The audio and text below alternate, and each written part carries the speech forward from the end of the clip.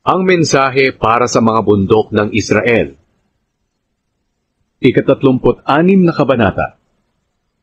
Sinabi ng Panginoon, Anak ng tao, magsalita ka laban sa mga bundok ng Israel.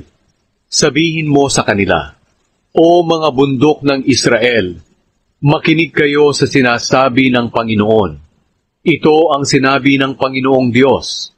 Sinabi ng mga kalaban ninyo na sa kanila na ang mga bundok ninyo.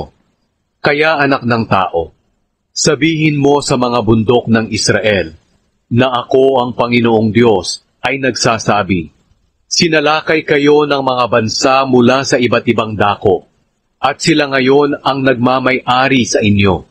Kinutya nila kayo at inilagay sa kahihiyan. Kaya kayong mga bundok, burol, mga daluyan ng tubig, lambak, mga gibang lugar, at mapanglaw na bayan na sinalakay at kinutya ng mga bansa sa palibot ninyo. Pakinggan ninyo ang sasabihin ko. Ako ang Panginoong Diyos ay nagsasabing, Lubha akong nagagalit sa mga bansang iyon, lalong-lalo na sa Edom. Sinakop nila ang aking lupain ng may katuwaan at pangungutya, dahil talagang gusto nilang mapunta sa kanila ang mga pastulan nito. Kaya anak ng tao, magsalita ka tungkol sa Israel.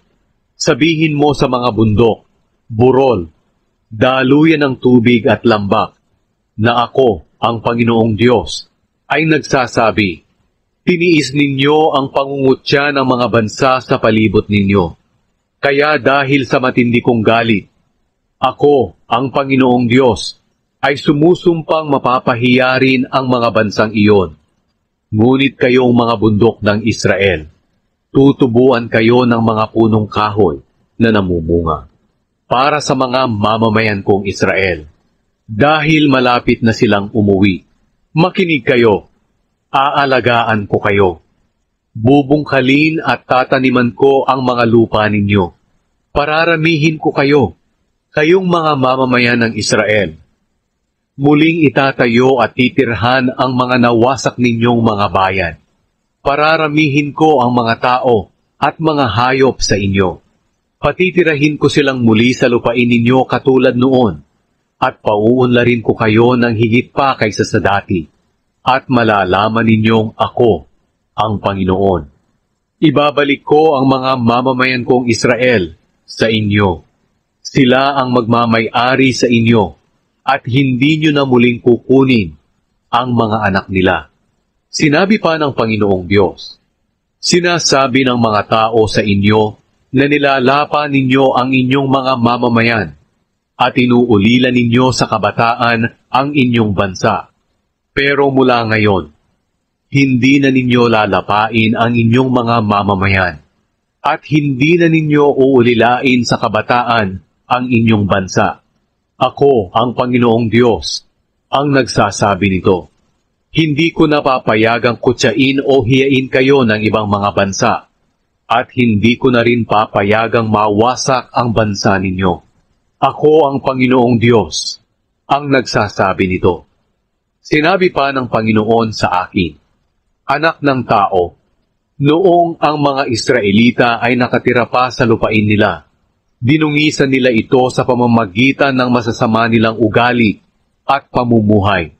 Sa aking paningin, ang kanilang uri ng pamumuhay ay kasindumi ng babaeng may buwan ng dalaw. Kaya ibinuhos ko sa kanila ang galit ko, dahil sa mga pagpatay nila roon sa lupain ng Israel, at dahil sa pagsamba nila sa mga Diyos-Diyosan, na siyang nagparumi sa lupaing ito. Pinangalat ko sila sa ibang mga bansa. Ginawa ko sa kanila ang nararapat, ayon sa mga ugali at pamumuhay nila. At kahit saan mang bansa sila pumunta, ay ipinapahiya nila ang banal kong pangalan.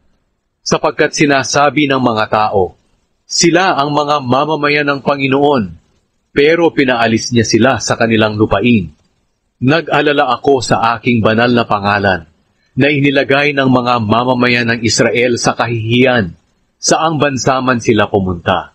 Kaya sabihin mo sa mga mamamayan ng Israel, na ako ang Panginoong Diyos, Ako ang nagsasabi, O mga mamamayan ng Israel, pinababalik ko na kayo sa lupain ninyo, hindi dahil karapat-dapat kayong pabalikin, kundi dahil sa banal kong pangalan na nilalapastangan dahil sa inyo.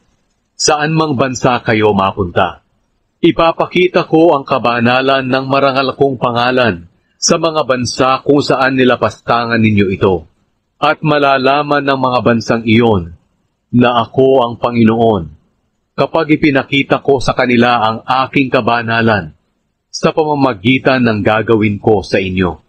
Ako ang Panginoong Diyos, ang nagsasabi nito.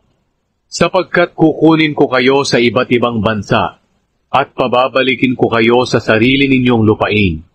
Wiwisikan ko kayo ng malinis na tubig nang maging malinis kayo sa lahat ng karumihan ninyo, at hindi na kayo sasamba sa mga Diyos-Diyosan. Bibigyan ko kayo ng bagong puso at bagong espiritu, at ang matitigas ninyong puso ay magiging pusong masunurin. Ibibigay ko rin sa inyo ang aking espiritu para maingat ninyong masunod ang mga utos ko't mga tuntunin. Titira kayo sa lupaing ibinigay ko sa inyong mga ninuno. Magiging mga mamamayan ko kayo, at magiging Diyos ninyo ako. Lilinisin ko kayo sa lahat ng karumihan ninyo. Bibigyan ko kayo ng napakaraming butil at hindi na kayo magugutom. Pagbubungahin ko ng marami ang mga punong kahoy ninyo, at pasasaganain ang mga ani ninyo, para hindi na kayo hamakin ng mga taga-ibang bansa dahil sa dinanas ninyong gutom. At maaalala ninyo ang inyong masasamang ugali at pamumuhay. Kasusuklaman ninyo ang inyong mga sarili dahil sa inyong mga kasalanan at kasuklam-suklam na ginawa. Ngunit mga mamamayan ng Israel, gusto kong malaman ninyo na ang lahat ng ito'y ginagawa ko hindi dahil sa inyo. Dapat ninyong ikahiya ang masasama ninyong pag-uugali. Ako ang Panginoong Diyos ang nagsasabi nito.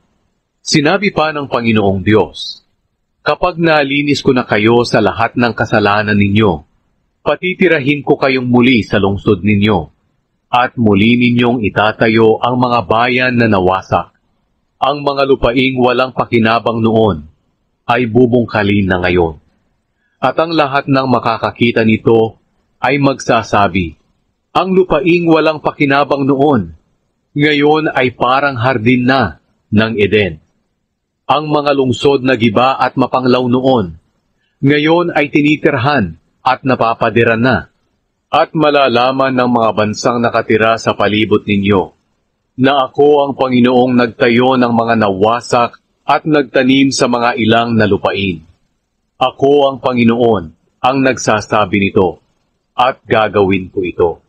Patuloy pang sinabi ng Panginoong Diyos, pakikinggan kong muli ang mga kahilingan ng mga mamamayan ng Israel, at ito pa ang gagawin ko sa kanila. Pararamihin ko sila na kasindami ng mga tupa na inihahandog sa Jerusalem sa panahon ng pista.